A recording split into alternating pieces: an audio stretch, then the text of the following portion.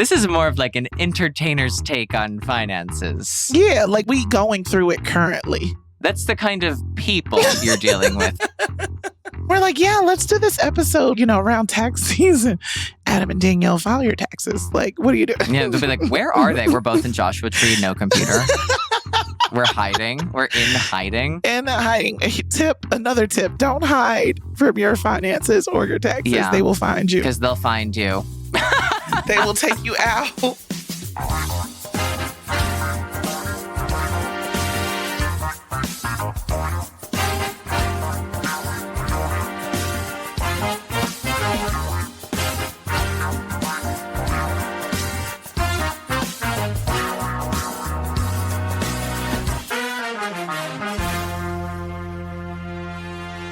What's up, everybody? Welcome to Normalize This, the show where we Huh? I was just saying what's up. I was the everybody. Did I throw you? I got thrown for a total loop because I was like, wait, did I say something? Did I not say the name of the show? I did, but I just got thrown off. But that's also kind of how this goes with me. The smallest thing can just throw me off. Princess and the Pea over here. Well, Normalize This. It's the show where we discuss whether or not ideas, trends, and behaviors should be normalized in everyday society. My name is Adam Rippon, and I'm back. I'm feeling more centered now. I'm here. On track. And I'm Danielle Young, here to throw Adam off track, but also put him on it. Thank you. I feel back. I feel on track. I was off, and I feel on. Which is important because, Danielle, today we're going to be discussing finances. And now I'm off again. I'm off track. Speaking of off track, you know what? Now that finances are coming my way, I feel a little bit more comfortable speaking about them without crying. I completely feel you. Yes. Even though they don't tell you that, like, when you make money in a certain like way, like, if it's like a freelancer style or you're having your own business and you're making good money, it's like so much taxes that you end up owing. And it's just like, it's a nightmare and a half, but it's a blessing. So finances are really, I don't know. America just has us in a chokehold when it comes to money. Yeah. It's very, it's America's fault. It's not our fault. America, you got a problem. Right. America's got a problem. But make sure you stick with us because not only are we going to get uncomfortable about finances, but we're going to play our famous game that we love to play called Keep It or Curb It. Oh, wow, Adam, that was just like sexy. Yeah, I've been practicing. Very jazzy, very, like burlesque. Yes, thank you. You noticed my training style. I felt it. It was very burlesque. But Keep It or Curb It is where Adam and I decide what we love and we will hold dear and near to us, and what we hate and want to drag out to the curb and kick it once it gets there. Yeah. Yeah, and we will kick it. There'll be a video of us being kickers at things that we don't like. Yes. That's how we express ourselves. It is. But before we get into any of that, Adam, I'm crossing all of my fingers. Okay. And hoping that you have a fun fact. Okay. I do have a fun fact. I think let's see if this is fun. And I'm almost like ready to think that I've already said this. I'm running out of facts, by the way. You have so much life in you. Like, you posted something recently where, like, you showed some older pictures of yourself with all this curly, gorgeous hair. Okay, so that's what was my fun fact is my hair is actually very curly. I could not believe it when I saw it. Yeah, I have like it's a very Shirley Temple. It's Shirley Temple coated. And yeah, so I have very curly hair. And when I was young, actually not when I was young, I had really curly hair. But for the last few years, I haven't for the last 2 years, but I've been getting like a Brazilian blowout, which is basically like a silk press for a white person. Is that what you do to your hair? Mm-hmm. That's your regimen? Well, so a silk press is just, they don't put a product in it, right? It's just like I don't know. I don't have any hair. Okay. But so but I think basically, it's a special type of press, right? For it to be a silk press. I think so. Are you getting like keratin? Yeah. Ah. So I know. So the first time I ever tried it, it was with one of my friends. And this is where I went awry. Because like white people hair is not the same as black people hair. No, it's right? famously not the same. Yeah. And let me tell you how I found out. So my friend, black, straightening his hair. Yeah. And I go, I want to have straight hair too. Because he pulls out the box of olive oil. And you know what I'm talking about. And there's this woman on it who looks like a really close relative of Kerry Washington. And I go, I want to look like Kerry Washington. So he does his own hair. Then he does mine. He washes his like straightening treatment out. He has perfect straight hair. I wash this mine is out. called a perm. A permanent. I have straw. And if I pulled on it it would come out and turn into dust. Like if I pulled on the hair, it would string back like it was like elastic. Oh my God. And so that's when I needed to do my own research of you can't be using our version. No, I was going, yeah, it was too intense. So then I started doing Brazilian blowouts because, you know, curly hair is so unpredictable. Like one day you're like, I look like a supermodel. And the next day you're like, I look not like a supermodel. Haggard. Yeah. Matted. Yeah, completely. So when I started like straightening my hair, I was like, this is the most game-changing thing in the entire world. But now I just keep my hair pretty like short enough. My hair's just wild is basically what I'm trying to say. I'm impressed. I was very impressed by the curls that I saw. I didn't know that that's like what was going on. Yeah. Glorious. How dare you get rid of those glorious curls? No, it was like I said, it's Shirley Temple coded. It wasn't the look. Yeah, it's not. It is not the look. But that's my fun fact is I actually have really curly hair and I really have loved for the past few years a good old Brazilian blowout. Well, that is a very delightful tale about your hair. Thank you. Yeah, if my fun fact was about my hair, this would be a therapy session. Everybody grab your Kleenexes and the edge of your couches. But no, I think, let me see. What is my fun fact this time? I'll just say this week I took off to Joshua Tree to just like be in the wilderness / just watch it from the window as it blows in the breeze. I mean, how is I've never been to Joshua Tree. Can you like explain very Little House on the Prairie. Did you ever watch that? Oh yeah, I did. Yeah. My mom is obsessed with it. Good night, John Boy. Yeah. They still. Oh, my mom still watches it daily. Yeah, my mom definitely loved Little House on the Prairie. Oh, that's so funny. She loved it down. And so that's the only way I knew about it because I would never voluntarily watch that. Literally family life on a prairie. No. Good night, John Boy. Good night, Wait, John that's gonna haunt me. I know, because they all slept in the same room because it was a little house. It would have been so fun. I would crack up if, like, you know, they do the end of the episode and then just like the last voice is just yours. Good night, John Boy. Oh my gosh, y'all. Good night, John Boy. And leave the laugh in there. I'm gonna lose it. I'm losing it immediately. But yes, it is giving very much Little House on the Prairie. Like, yeah, you know, especially coming out of a city like LA where there's just everything is congested and buildings. And so to see like the stars, you know how California is. There's always mountains. Mm-hmm. And there's some that you can see in the distance with snow. And then with the rain having come in, I feel like there's probably a lot more green than there normally is. Totally. I bet. Here in Joshua Tree, yeah, I feel like it's probably a lot more brown. Just through and through dusty. Tumbleweeds actually like are rolling through. And it's like the start of a horror movie, but it's so quaint.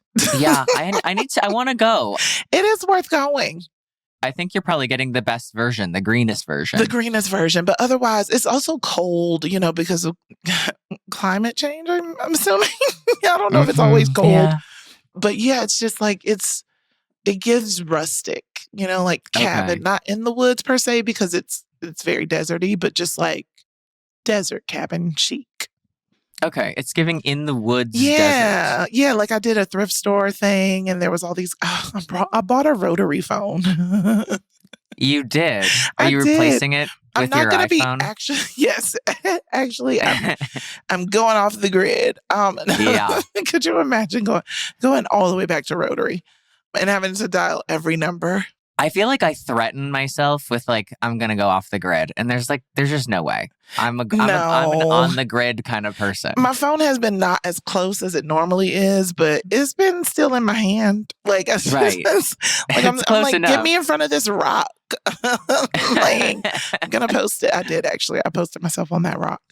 I'm gonna post again as well. But yeah, it's very peaceful and nice. And it's just like, like I said, living in a city like LA, it's just good to like get out of there. Yeah. I have one more follow-up. What are you going to do with the rotary phone? Like decoration? I think it's going to be decor.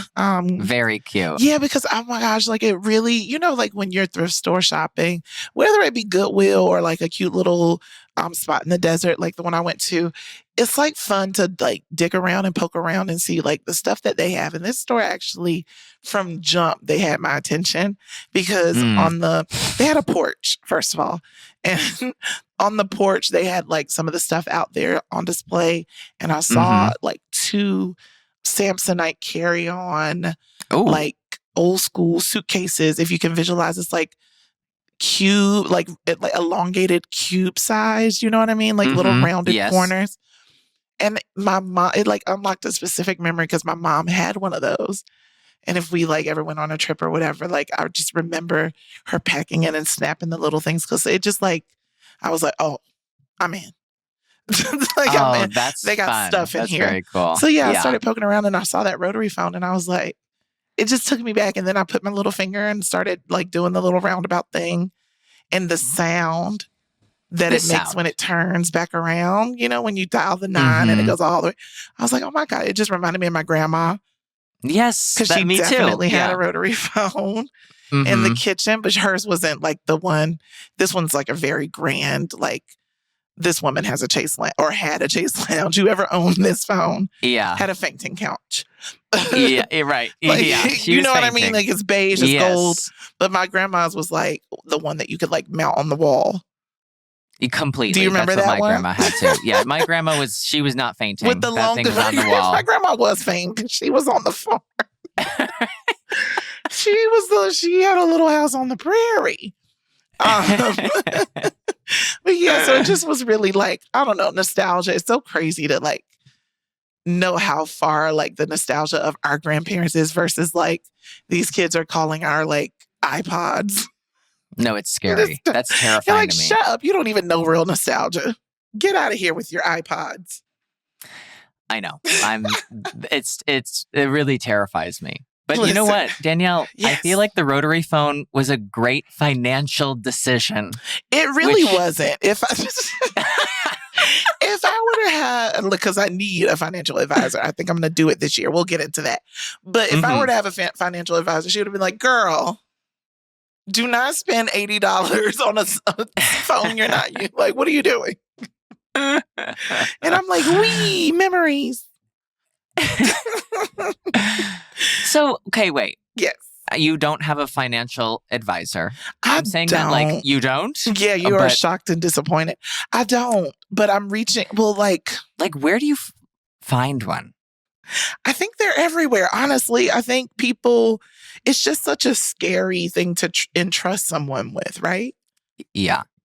Because I feel like the people that use them on a regular basis, i.e. like the rich people, they have like maybe references, word of mouth, like internet work, like, oh yeah, my lawyer knows this guy, like that kind of thing. And that doesn't make it like legit or right. But I feel like they also have that in. And so like looking around for a financial advisor, I'm like, I don't know how to go about that. I know we have the internet, we can use the internet for anything, but just like, what are we looking for? I don't want somebody that's like on Instagram. No, that feels so scary. You know right? what I mean? Like, because you see them all the time. And it's enticing because they have like really great tips and all that. And it's on Instagram. But I'm like, I don't know if I want to hire you. Right. Influencer. Yeah. And, I think the thing that's so crazy is like, like you were just saying, I had a friend of a friend who had recommended that, like, who they were all working with this one guy who I had actually known as well, who was like a financial advisor. So Yeah. like a few years ago, I started working with him. And what I was learning through the process, obviously, I was like I'm an idiot. Like, I'm so mindless. I have no idea what's going on. Very much the same. And I don't want to know too. Like, I feel better. I don't. Like, Yeah. Please. Because I feel like we're kind of the same, where it's like we both have that like artistic mind, where it's like when it gets to like the finances and the numbers, it's like I don't really want to know because it stresses me out. Yeah, I want to know that it's like I'm fine. I don't want to know I'm not fine. Totally. Or that the decisions that I'm making currently, which I already know, living in Los Angeles and paying rent, anything above $2,000 is like, well, you're paying rent that's above $2,000. You're an idiot. But then again, there's so many of us. And I know that that's probably not the right quote unquote financial decision to be making when it comes time to like think of savings in the future. Because that's the whole point of having financial planning and all that, is to make sure that you're not going broke and that your future is set up. Like, you know what I mean? Yeah, totally. So, like maybe like 10 years ago when I was first moving to like California, I remember that like, I had horrible credit. Ugh. I remember applying for a credit card and getting denied. And it Which was is like so all I painful. wanted. It's so embarrassing. Because now it's on my thing that I have an inquiry and I didn't get it. Right. So that's going to make it harder. And so I was like, what do you do? And so like, I remember that I had some friends that were rich and I was like, what did your parents tell you to do? What did they do Exactly. So, and it's the only way to find out of like people who have money. Financial stuff be really exclusive. Inner sanctum. Like, yeah. Like, not for nothing. I was going to say not to make everything about race, but I do. Because it is. My mom used to always be like, God, because I had a lot of white best friends and very close friends growing up, like sleepover, hang out type friends. And my mom would always be like, you should ask them, like ask them to talk about like what they know about money, because they seem to know things that we don't know. Yeah. And that would always be a topic of conversation, especially once I made it to college age and a couple of different friends of mine were purchasing homes. Mm-hmm. Now, granted, I did choose a very different lifestyle of going off to college and then moving away to New York and all that. So like buying a home wasn't like the top of my plan, but I couldn't do that even if I wanted to at 19 and 20 years old, and they were able to. And so it, like, to your point, it wasn't until my very best friend, his boyfriend was this white Mormon guy who always, even in our brokenness, and we were in the same space financially, like making the same kind of money at our jobs. He was never broke. Never broke. Like, and I mean, in times where it was like, really, like we are making the same amount. This is crazy. Right. But he taught me how to save even when being broke, and how to make certain decisions that you could still put away bits and pieces here and there. He taught me different savings tricks that you can find on Google. You know what I mean? Like different, like, oh, this week I'm going to save 5. Next week I'm going to put away 15. So it doesn't even have to be like these grand numbers, but it'll teach you the restraint. Because like, you'll start making money and it'll seem a little bit more accessible to be like, oh, I'm going to buy this $80 rotary phone. Right. Because I can. And it's like, well, just because you can doesn't mean you should. Because it's always about the saving for a rainy day or saving for the future. But like growing up poor and those rainy days are like all the time, you're like, well, I know how to deal with a rainy day. I'm not going to save for that. I'll be fine if it rains. Like, right. I'll find my way through. I'll find my way through it. Or it's like you don't even have that access to be like, oh, let me put that away. And so I know that can lead into like people having a block of being able to even take in information. But take it from me, somebody that has been so broke. Like, I mean, even ramen noodles were too expensive. Yeah. It is possible to put something away. And the thing that I remember that like when I was probably like at my like brokest, I was like, okay, like what are the steps that I can take? I'm going to do whatever I can to start making money. And what are the steps that I'm going to take to like not have bad credit? So like, how do I even like... Because that's such a big part. Yeah. And it's the credit of it all. So like, I was like, you know what? When I got my first car out in California, I was like, okay, I'm going to do everything I can so that I can like pay this off. And then eventually, like a few years ago, I had a different car since like the first one that I had. And I remember that I was talking to this financial advisor and was like, let's pay off the car. And he was like, no, you should be able to like have as much as of your own money like invested in things so that it can grow, because whatever you're paying like on the interest of something like a car or anything that you're making payments on, one, it shows that you're always good for the payment, so your credit improves. And then what you're paying in interest, you'll more than make up for it if it's invested properly. And it's like, huh? Well, I don't want to have like anything that's like not paid off. Yeah, it's like so many things. There's so many tricks and tips that feel like, why would I do that? Right. But if the rich people are doing it, we have to do it. We have to do everything rich people are doing. We have to, but we then also have to eat the rich. Yeah, and then but before we eat them, we ask them what they're doing, and then we eat, and then we become them. We become, and then we eat them. Yeah, but don't eat us. The eaters become the eaten. But don't eat us. We're gonna help you get there. You know, and you made a really good point of like, sometimes it's just like hard of like, what's the balance between like spending for enjoyment and saving? Yeah, because I'm having a great time enjoying it. Like, I've never been able to like go on vacation. Like growing up and stuff, like when we would go places, it would be, this is going to sound so sad, but it would be because like a family member passed that lived up in Philly. And so we would take like a road trip to Philly. We wouldn't take like family vacations and things like that. So now being able to take myself on vacation and stuff, I'm like, listen, I have credit cards. I want to be able to enjoy it. I don't want to be like, oh, I'm going to wait. Cause like life feels fragile. So I know that that's like not the thing to do or say when it comes time to spend money, but honestly.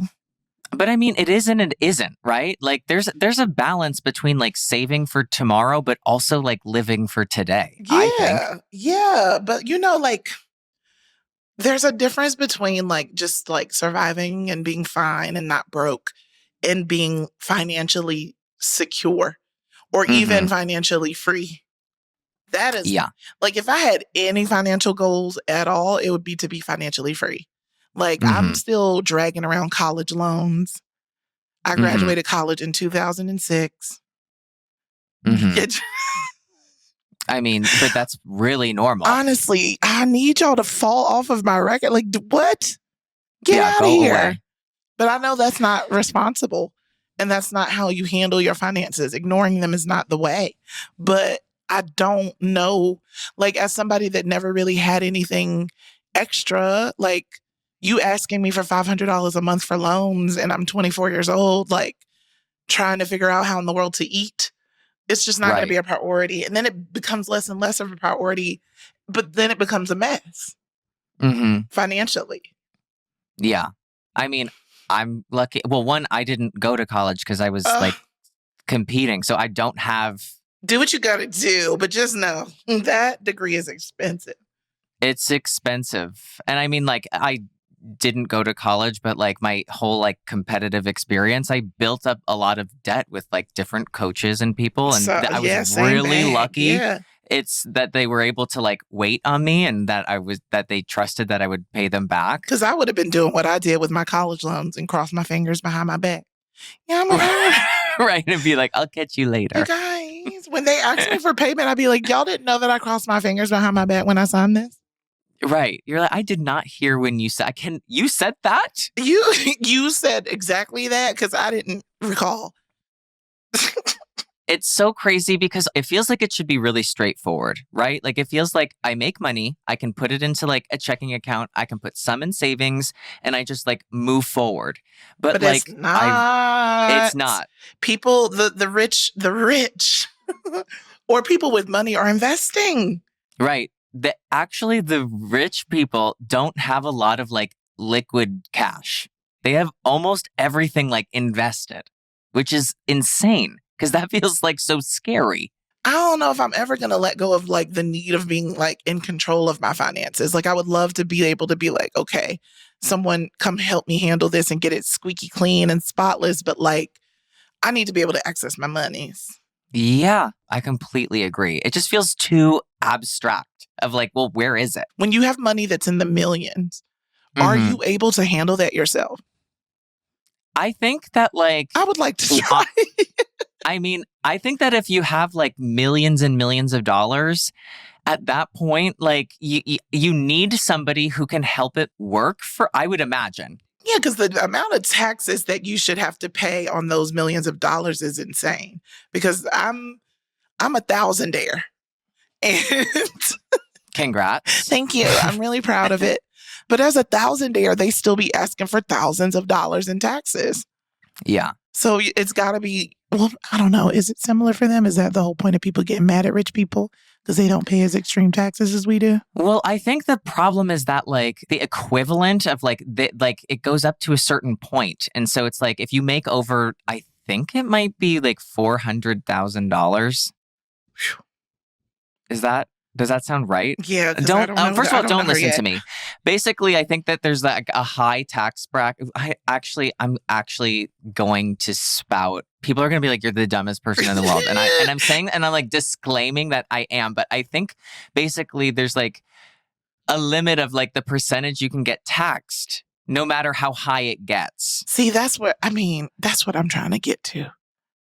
Yeah, me too. Where they can't have all my money because right now, Uncle Sam and all the other people that be in there, they're too interested.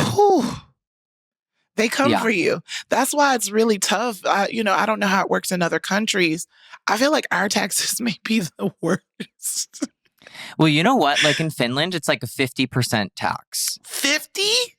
Uh-huh. I just saw another headline about Finland that they're asking people or like paying people to live there to teach them how to be happy. Really? Yeah, I actually used that headline in a carousel post to promote our last episode. I hope you guys are listening. Welcome. If you're here from the carousel, if you're here from our social media, then you saw it. But yeah, Finland is apparently paying people to teach them how to be happy. So you can't do that if you tax me at 50%. Well, they're the happiest country in the world. That's crazy. Sixth year in a row. Is it because they're not working all the time? Because it's like, well, if you're taxing me by half and you only got me working 3 days a week, all right, I guess. But here's the thing. It's like there's no like sudden expense. So it's like the way that we live is like we ride high and you can fall really far. There's no such thing as like falling really far in Finland. Really? If you have some really unexpected medical expense, healthcare it's a universal healthcare system. So there's no like, I'm getting all of these medical bills. Every time Finland is named like the happiest country in the world, I'm always like, my husband, JP, who's Finnish, is always like, like every Finnish person is like, how? The thing is that like, no matter what kind of times you find yourself in, the government in Finland does everything it can to make sure that like nobody's left behind. So if there's a situation taking everybody's money. Yeah. So basically it's about everybody stays as kind of even, and there's no such thing as like there's not no such thing. Again, like don't listen to me. Like listen, but like in one ear out the other. Don't listen too hard. But it's the middle class is really, really, really strong. Yeah, and maybe that's what it is. Because ours is not here. Our middle class is whew. Yeah, it's like you could have $1 million in the bank and then have none and be like, and not be able to like afford any food in like snaps of a finger here, and that's just like not their culture. A health situation can put you into financial ruin here. Mm-hmm. Yes, and if you're in another country and healthcare is universal, that's not a problem. That's like not an issue. A worry. It's not a worry. That's very true. I'm wondering if it's like if they worry about debt and other things like that. If it's like a universal healthcare is off the table, but like it's college education and all those other things that put people deeper into debt here. It's free college education. See, okay. Yeah. So that's the other thing. Like schooling is free. Like this is like you're paying 50%, but what happens is that you never have, because everybody's paying 50%, there's no extreme for like one person or another. Right. So it's not like, so everybody has access to like higher education. They have access to healthcare. They level the playing field. So it's like, there's not really a big debt that's culture. the thing. Anybody can find themselves in debt or with debt, and right? that's where the happiness lies with them. But it's the 50% that keeps bringing me back. I mean, I see that and I'm like, I'd rather ride high low, baby. High on the hog over here. Yeah. Oh my gosh. I feel that. Like, I don't remember. Like, I know we talked a little bit about like when we first started thinking about finances in the sense of it being finances. Do you remember when you first learned like anything about financial literacy, like more so than just making the money, but like, I think honestly, that first, like what I was bringing up earlier of like asking like a friend of mine who I knew their family was rich and like, what are your parents doing to like set you up? And it was like a conversation that it was like, I probably would have only had with this person if I was really good friends with them, knowing that they would have given me like the real advice and knew that I was, and they also knew where I was coming from, where it was like, I'm going to Ralph's and I'm getting denied like to buy a Sprite. So it's like we were in different fields. Yeah, not the same. This was my first piece of advice, was that like the only thing I had was a debit card. And I always just made sure that like I did everything I could to make sure that I had money in my checking account. That's where I started. I understand. And my next goal was like, I wanted to have enough money that I could have a savings account. And I remember that like, I think when I opened it, I needed to always have like $100 in there. And I was like, okay, when I get to the point where it's like, I can just be sitting on $100 like in a different account, then oh okay, my gosh, cool. Yes.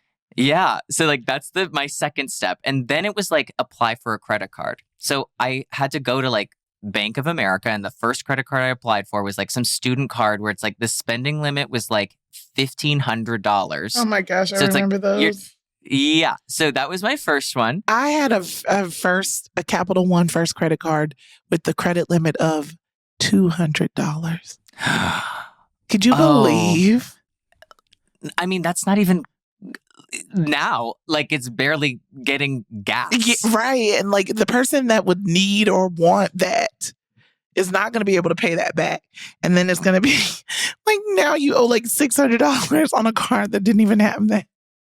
Yeah, I know. It's but you know, the one thing that I was lucky with was that I started with a debit card and my whole mind was always focused on debit card, that like I never got myself into like credit card issue.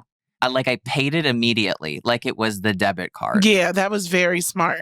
And it was only because it scared me to see like a minus number, because I've obviously had a minus number in the checking account before. Oh Oops. my gosh, I left a whole bank. Yeah. I was like, well, I'm not about to deposit all my money and lose it, so bye. Yeah, we'll be trying a different one. Thank you. Oh my gosh. I remember it was just like, start to open credit cards. Always like, use them every once in a while, but always pay them off. And like, that's how you'll start to build your credit quickly. Like, have a lot of different lines of credit open. And I was like, wait, what? It sounded so stressful to me to do that because I didn't have a good idea of money, but I definitely thought credit card money was free money. And it was not. And I learned quickly, and I learned how to pay those off. And I worked hard to do that. And it was really, really like eye-opening. And I didn't have credit cards for a while in my 20s because of that. I was so scared. I was like, I don't know. I don't really want to deal with that. I don't really even think I came back around to having a credit card until like my 30s. Yeah. And also the thing about credit cards is that you're like, okay, I don't, whatever. And this is always something that's like so shocking to JP, is that I have I have an American Express card. And sometimes I'll go on to like the website and it's like, oh, you can do this, or like you're getting $100 credit here. And he's like, I don't understand the concept, because like credit card culture is not a big thing over there, but like we will pay hundreds of dollars to have a credit card every year, and we'll make money by spending money on it. Because it's like I got my American Expresses through my Delta, Yes. through flying Delta and applying for those cards. Cause I was like, oh, I want to be able to get to the lounge. And the first one I applied for was not the right one. And I was like, oops, well, I got this one. I'm going to do another Right. one. And so I applied for the other one.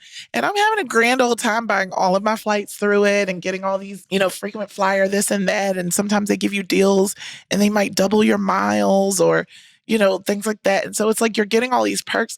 And, I looked around, I'm in the lounge. I was like, yo, Delta won't even let you in unless you have the credit card. There are other airlines that you can get access to the lounge. I think American Airlines, I think you can buy a day pass Mm-hmm. or, when you have a same day flight and all that. But yeah, you have to have an actual American Express card. And I was like, Yeah. that's the access that a certain group of people, they're just like, no, you're not allowed to have this.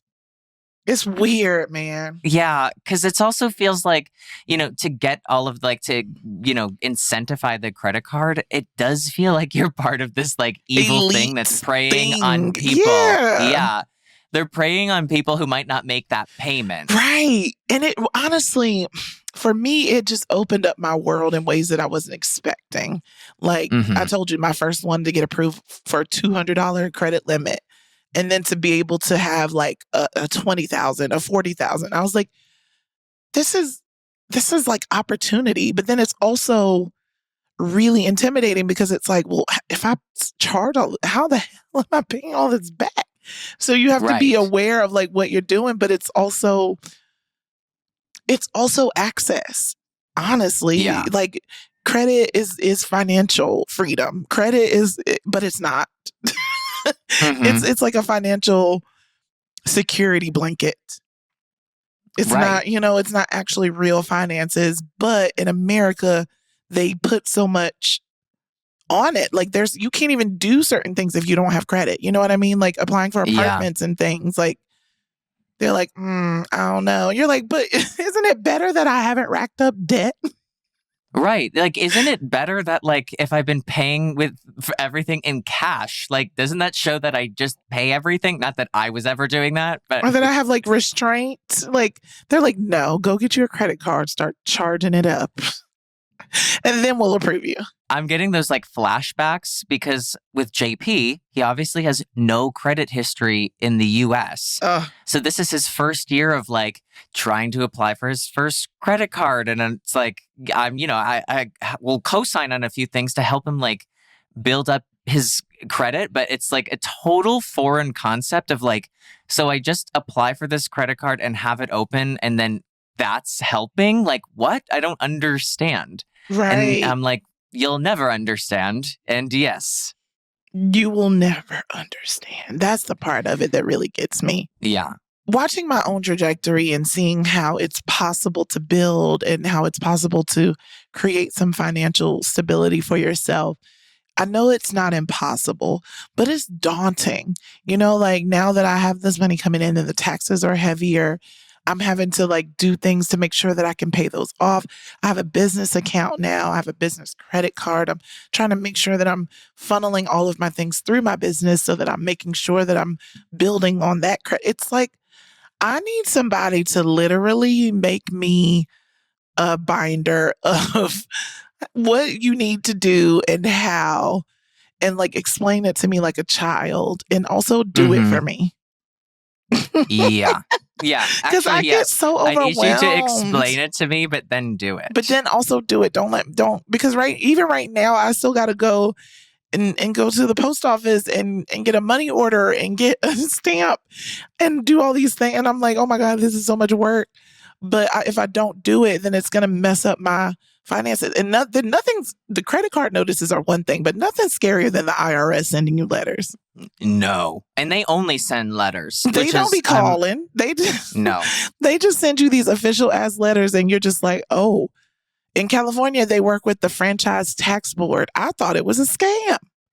Yeah, I did too. My first wait, I'm dying I was like, laughing. I'm Googling this because you are trying to get my Social Security. Yes, I thought the same thing when I would get my first letter in the mail. I'm like, this is not real. Sorry, I'm not paying these. Yeah, And it's they're like, just, no, this is what you owe. We're watching you. and also wait. I don't like that in the US that every state has a different tax. Right. I don't like that. No. Why are they doing this to Everybody us? should pay, we should all pay tax. But And I get honestly, it. we should all be granted financial literacy courses from the time we're in elementary school all the way through whatever our, highest education. I think it should be like the same way that they try to burn this fake American history into our brains is the same way that they should be like burning financial lessons. Like, you know what I mean? Like catered to kids. Then, as you get older, you're learning in different ways because all this geometry, have you used that? No, I haven't. Yeah. Trigonometry, have you? I fought to get into trig because it was like a high profile class and it was AP, like advanced placement, and you had to get a certain grade from this course and that course to be able to get it. And I haven't used a piece of trigonometry. Right. Well, you'll be surprised. We're going to actually be tested on it today. Yeah. Right. Now, if that stuff was a part of like what we needed to learn to be financially stable in the world, then I get it. But it's not. Yeah. I feel like we keep getting set up for for ignorance. Okay. I have a question. What do you do for like taxes? Because I have started working with this CPA. This is the first time like kind of I've ever done that the last few years. Yeah, before that, I was just on TurboTax.com. Yeah, I can't handle that. When it was like one job that I was doing, yes, I could use those TurboTaxes and things like that. But once I started like freelancing and, working with this company and that company and then having a full-time job with that it started getting complicated. And I didn't have the money to be paying for complicated taxes. And it was a word of mouth thing where one of my coworkers was like, oh, I always use this guy. He's amazing. And he has been. I've used him since maybe 2008, 2009. Oh, wow. Yeah. That's so I've used him through the years and he's always been great to me. And he's seen my career change and it's gotten a lot more complicated. I had so many papers. My return in 2020 was like 50 pages long. Oh my God. Because there were just so many gigs and so many different things.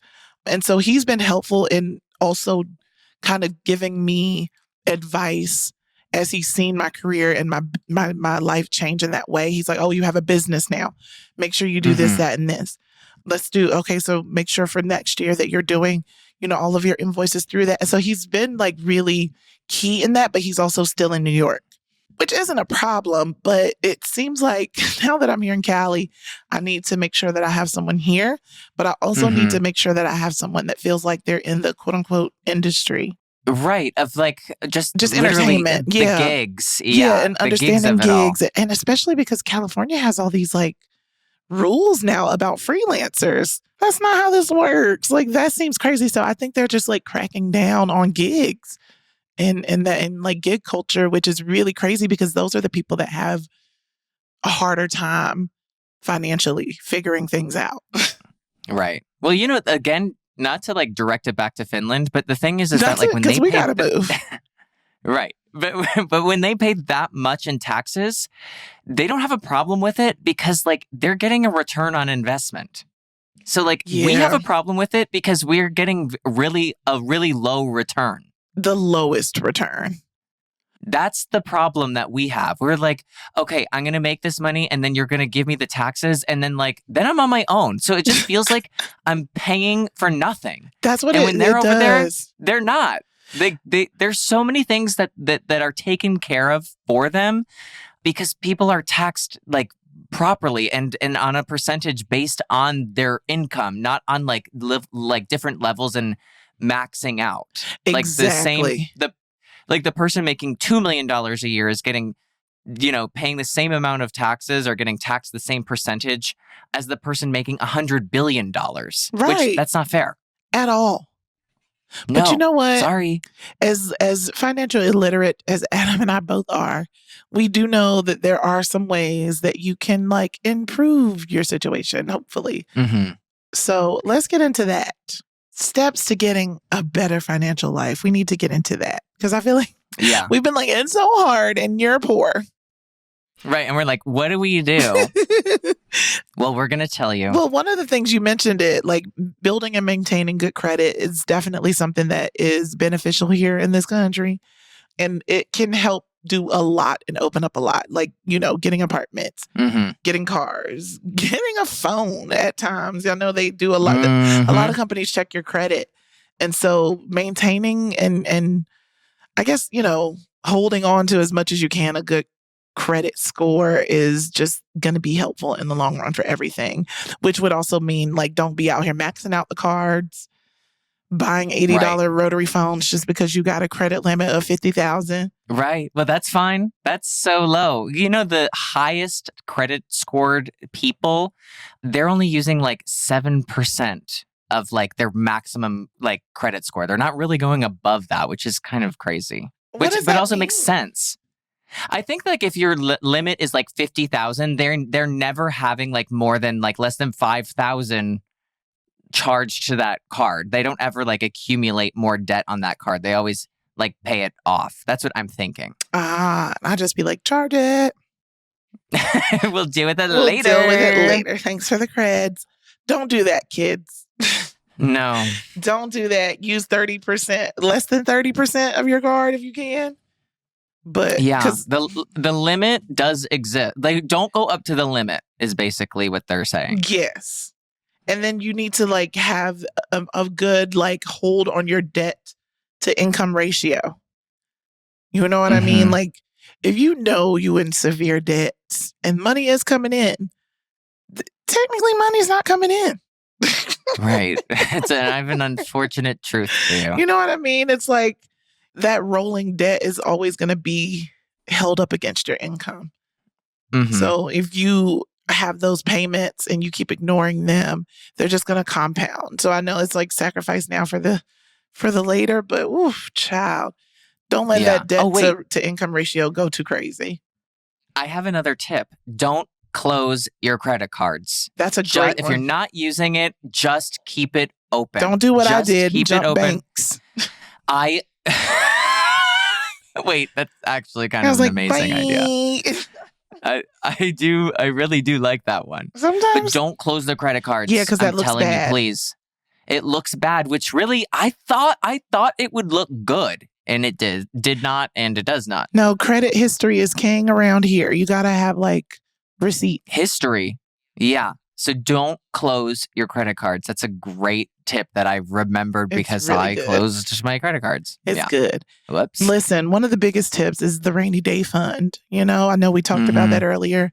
Sometimes it feels like all the days are rainy.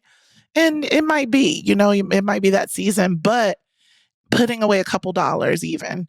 And not to be dramatic, but sometimes it'll be a $5 and sometimes it'll be a $500. You never know. But you could just cut off a chunk. As much as the money is coming in, make sure that there's something that you are holding on to that is just building.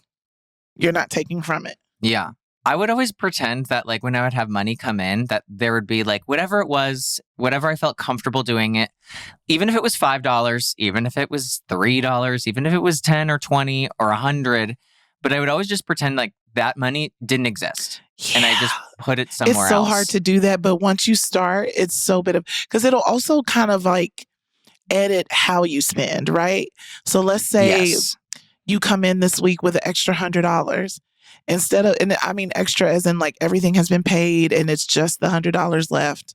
That, and you could get away with not needing it. You should still put away a chunk of that, not the whole thing, but put away a chunk of that so that you know that that's something that you're not touching completely. But it's like, it's hard to do, but it'll edit you from paying for something else later. Like, let's say you're like, oh, I want to order Uber Eats tonight. I got 100. Oh, no, I don't. Right. Yes. I got 60. And am I really going to spend that 60 on Uber Eats? Because you know it's going to eat up the whole 60 when you get the fees. And you're like, you know what? I got some lettuce. I'll make a salad real quick. Yeah, it really does. Like when you think that way, I think it helps you like make, I guess, more savvy financial decisions of not being so frivolous. Yeah, because I get it. It's very tempting to go grocery shopping and then order food because you don't want to cook, but you just went grocery shopping. Right. So but sometimes don't let the food go to waste. Because then that's like, if you are that person, because that's a lot of us. Let's say you spent that Yeah. $60 on the groceries, and then you also ordered the Uber Eats. Now you're out that Mhm. money and your grocery money because you're gonna keep ignoring your groceries Right. until they go bad, and now you're like double down on spending money and no return. The worst financial decision I've ever made has been buying arugula. Oh yeah, I will tell you that you're for not gonna sure. use it. Stop it. You had that No, one good and arugula salad one time at the restaurant. right. And now you're like, ooh, arugula. I should honestly just leave a $5 bill like in the grocery store where it is, because that's the same Same thing thing. of when I would buy it and never use it. It Yeah. would turn into like soup slop Which is inside its own bag. gross. Don't do that. At Yeah, least get something that, like, if you're gonna do that, get something that you could also blend. So in case you don't eat it, you can be like, you know what, I'm gonna put it in a smoothie. exactly. That's what I do. I'd be like, okay, get kale, girl, so that way it'll last. But it also, if you're not gonna get into it, I can blend it up. Oh, that's really genius. Yeah, man, I got a lot of poor girl tips in me. I mean, your tips are getting higher level if it's starting with kale. Listen, well, you know. And kale is one of those things that can just double, triple up, because I can eat it raw in a salad, I can eat it in a smoothie, and I can saute it for like a side or an omelet. Like I really always good. like, that's how I be buying groceries. Like, how many uses? Oh, I mean, that's an amazing way to buy groceries. Which, you know, when you're trying to save money, you might not get the best items because sadly, the good stuff be expensive. Right. You know what? The organic apples can wait. Get you a regular apple. I think the other thing that I learned is that it's okay to not know everything about taxes, because people literally take classes and go to school to learn about them. Listen, and honestly, we have so much resources on the internet that are helpful, and there are some out there that are not helpful. So, you know, you have to have some discernment, but it can, you know, change the way that you think of things by looking at a video and being like, oh shit, like I wouldn't have even thought of that. Or, you know what I mean? Because what we're giving you is probably based on our personal lives. But if somebody is a, you know, financial expert and stuff like that, yeah, like actually listen to them. You know, supplement this episode with literal financial experts. Right. This is more of like an entertainer's take on finances. Yeah, like we going through it currently. That's the kind of people you're dealing with. We're like, yeah, let's do this episode for, you know, around tax season. Adam and Danielle, file your taxes. Like, what are you doing? Yeah, they'll be like, where are they? We're both in Joshua Tree, no computer. We're hiding. We're in hiding. Another tip. Don't hide from your finances or your taxes. Yeah, they will find you. Because they'll find you. They will take you out. Yes, they will. Okay, Danielle, what are we going to normalize today? I think normalize having a credit card. Normalize. You know what? One of the things that we should normalize about finances, a budget. I know it sounds terrible. I know it made a little rock in your throat. It did. Swallow it. Swallow it down. You're a grown up. You got this. You've made it this far. Yeah. You can take care of yourself and your finances. This is possible. This is doable. Budgets are just a guideline, but it also gives you the opportunity to create integrity and trust with yourself and how you handle your finances. And then it can just help you create goals that feel like, you know, more doable. Like, you know, get your Chipotle, but don't get that guacamole. Relax. Right. Yeah, relax. Relax. There's another green in there, and it's called lettuce, and it's free in your bowl. Yeah, you don't have to add that. But you know what? If you didn't add it for the last 6 months and you want that guacamole on the 7th month, you earned it. So it's just like little by little. Budgeting, I think we should normalize. What about you, Adam? I think that you should normalize asking people you know who are good with their finances what they do with their finances. And you should have an honest conversation with them. Before you eat the rich, interview them. 100%. That's exactly what I'm saying. Get all up in their business. That's really good. Because sometimes, like when we were talking about earlier, that if you don't come from money, you only have the tools and tips and tricks of people who also didn't make money. Right. So when you can learn little things of how do they budget? What do they do to like make their credit better when you're trying to make your credit better? Mhm. Ask those questions of those people that you know that are doing well of like, how do I get there? And there's not really anything shameful in it. It's just like we all want to do our best. Nope. You're collecting research. You're Yes. basically your own Pew. Pew, pew, pew. You're your own Pew research. You are Pew I'm so proud of research you. at that point. Yeah. I'm so pewed of you. No, I knew you were going to do that. No, You should have said, I'm so proud of Pew. Pew. Oh my God. It was right That's why there. there's two of us here. Yeah, it was right there in front of me.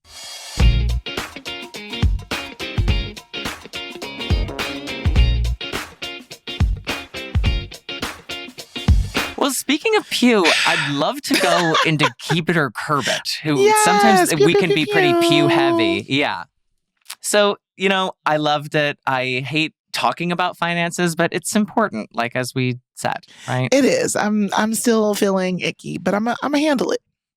Okay. Well, I'm going to help us not feel icky because we're about to play Keep It or Curb Curb It. It.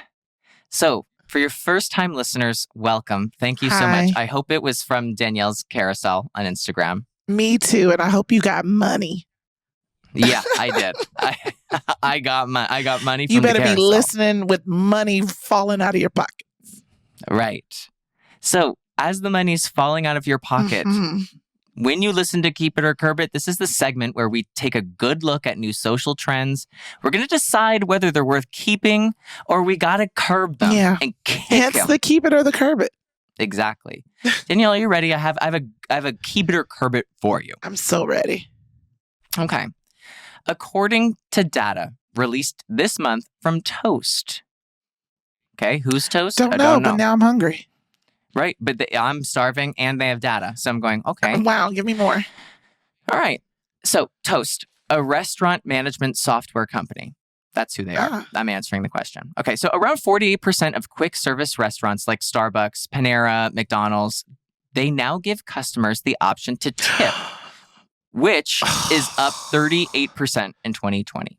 Wow. Okay. So the tipping percentage for quick service restaurants last quarter was 15.9%, dropping from 16.4% last year. People are tipping less, in part because of inflation. And experts are saying that even though customers are accustomed to tipping waiters, bartenders, and other service workers, tipping a barista or a cashier may be a new phenomenon for shoppers. So people aren't used to this dynamic. And the customers, they're encouraged to tip generously during the pandemic to help keep restaurants and stores afloat. But now customers are feeling overwhelmed, which is to be expected because it feels like we're kind of going back to a normal time or we're going back to the way things were. But people are feeling overwhelmed by the number of places that now have the option to tip. And there's a lot of pressure about whether to add gratuity and how much. So Danielle, I'm asking, are we keeping or curbing a different tipping culture compared to just the last few years? What do you think? Are you kidding me? Pay your employees a fair wage and leave me out of it. Like a cashier, Leave me out of it. A barista. I love a good barista. And I know that you are doing your due diligence in making this coffee, but it is not my responsibility to be paying the wages of employees. And it shouldn't be. It shouldn't be. I get service workers, just, people, waiters and stuff like that. They're not being paid a fair wage. And that, again, it should not be on me. However, I understand why I'm tipping them. But yeah, why does understand. my tip change if I paid more money? If I ordered more dishes or ordered more drinks, I get they're coming to my table more maybe. But at the end of the day, why does my tip have to change because my amount changed? It's just we, as the customer, I think, are put in this really unfair position to pay. Here's the screen. Tap. It's up to you if you'd like to tip. That. And I've had this discussion. People that, friends of mine that haven't grown up here or lived, in this country, they're like, this is weird that America does that. Yeah. Why is it on me to judge the service that I'm getting? Shouldn't you just pay the people and they would work based on the fact that they have a job and this is the job? And then I don't have to sit here and judge their service? No, it's so weird. It's so weird when you like sit and think about it. Or I get the option to not even pay them. It's like, and now I'm sad for them because they're not getting paid. And they're busting their butts trying to serve. It's like, it's such a weird thing that we have created here. So curb it. Curb. And we're going to kick it. Kick to the curb. Okay, next one, Adam. You ready? I'm ready. I don't know if you probably have heard of this Ozempic weight loss craze. She's the least common denominator. Yeah. People, and for those of you who are listening who haven't heard of the Ozempic weight loss craze, people are using a prescribed medication for the treatment of type 2 diabetes in adults as a weight loss drug. The active ingredient, say it with me, is semaglutide. Semaglutide is said to have weight loss as a side effect to Ozempic, which is typically covered under insurance. Many individuals who don't have type 2 diabetes are looking to have a quick weight loss journey and have gotten their hands on that Ozempic, which has resulted in shortages for the people who actually need it. Right. This sounds, again, a good reason to eat the rich. Eat the rich. So the weight loss from this drug is not long-term, as most weight loss solutions are not long-term. It's hard out here for us. Similarly, Ritalin and Adderall has been taken by non-prescribed people, believing that they will increase concentration or help with studying or cramming or just, staying up. Right. Or partying. Right. These medications are typically obviously prescribed to those with ADHD to help with their inattentiveness and hyperactivity. But then again, people are abusing it. So Adam, I ask you, are we keeping or curbing using medication that you are not prescribed to use? Okay. So I started taking Adderall maybe 2 years ago. And I remember the first time that I had ever, because I'd never, ever, ever taken it not prescribed, because I was like, I'm a good boy. No, I'm a terrified person. And so I remember I have had friends, obviously, who have taken it recreationally, and they're like, it's crazy. It's like amazing. And I'm like, oh my God. And then when I took it, Danielle, this is what the feeling I felt was, oh, I can just listen to somebody and I don't need to be thinking about something else at the same time. Oh. Right. So I went, this is nice. It's a little bit quieter in here. I'm talking about my own brain. And but I feel like if you don't need it, your brain is going to be going overtime and it's, bad. Yeah, I don't know. I'm not a doctor. I'm not a financial advisor. You're just what is going on? You're just getting the real and the raw. I don't know. I don't think you should be taking drugs that are not prescribed to you because that's just, a thing. That doesn't sound good, doesn't right? Sound doesn't good. sound good. I mean, weight loss, as somebody who has struggled with their weight their whole lives, I get why people would turn to anything to try to make sure that they are maintaining their weight or losing weight. I get it. But who are these doctors that are just letting people that don't have type 2 diabetes get Ozempic? Right? How are they why is getting it my problem now that y'all are just giving it out? Yeah, I don't really understand. That's the part that really has me scratching my head. I'm like, where are you getting it? Yeah, and how are you giving it out so much that there are shortages? Did you not think that people that need it would need it? Right. I just... That's what I'm so good. That's what I'm do what so you're going to do, but confused don't take it out of the mouths or the arms, because is it a needle? I don't know. Of the people. It is. I think it's an injectable. Yeah, don't take it out of the arms of the people that need it. But I mean. But where are you getting it? That's what I also think about, the Adderall. How are you? It's like, no, I don't have ADHD, but give me that Adderall. Well, that's off the streets. I think people. But see, that's what scares me, where it's like, where did you get it? I need to trace this back to the source. Yeah, I don't like that at all. I don't I'm like, that can't be good. I don't like that. No. So Adam, are we keeping or curbing? I think I'm curbing it. No, curbing. Stop it. I'm not putting doctors. no. Ozempic from the street? Where are you getting it? No. No, I don't. No. So, no. No. Okay. What an incredible, this is really an incredible episode. One, because I got thrown off track immediately off the top. And I seemingly never found the tracks princess again. And the pea. That pea is still throwing you.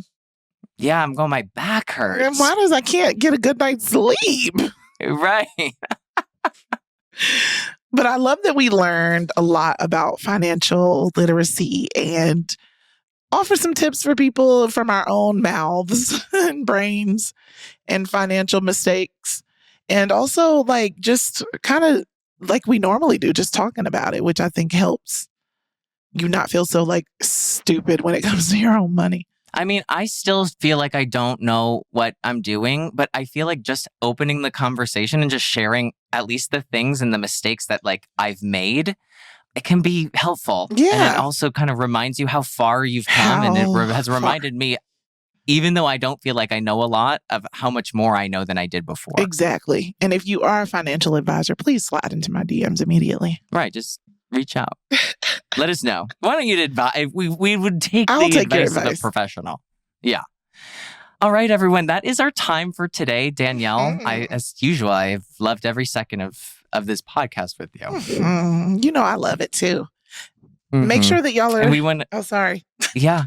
No, again, I'm off the tracks. It's okay. Danielle. I'm just trying to get you back on there. While Adam finds a track, make sure you find him on the social medias. You know it because I seen y'all sliding in his DMs. Yes. On Twitter, he's Adam Rippon. And on IG, he's @arip. Yes. And Danielle is also on those platforms as well. So make sure that you follow her. On Instagram, she's @TheDanielleYoung. And on Twitter, she's RapsoDanny. Yeah, let us know if you have anything that you'd like us to normalize. All the topics. Nothing's off topic. I mean, nothing's nothing. What's off the table? Nothing's off the table. Everything can be a topic. There you go. Does that work? Yeah. I was like, off topic is a thing, but it's not the thing I needed right now. No. And it's not. Because I also, I have one thing to say to you. Thank you, everybody. We love you so much. Make sure you rate us and you follow us, and we love you. But I'm so excited because I want to do my favorite thing, which is call back to something that was incredible in the episode. Why are you going to tell them that? Because I want them to join in. I want them to guess. This is the moment where I'm like, I want everyone who's listening, I want them to go, what is it going to be? And it's so obvious. It's so obvious. What is it? So we'll see you next time on Normalize This. And until then, bye, John. Bye, John boy.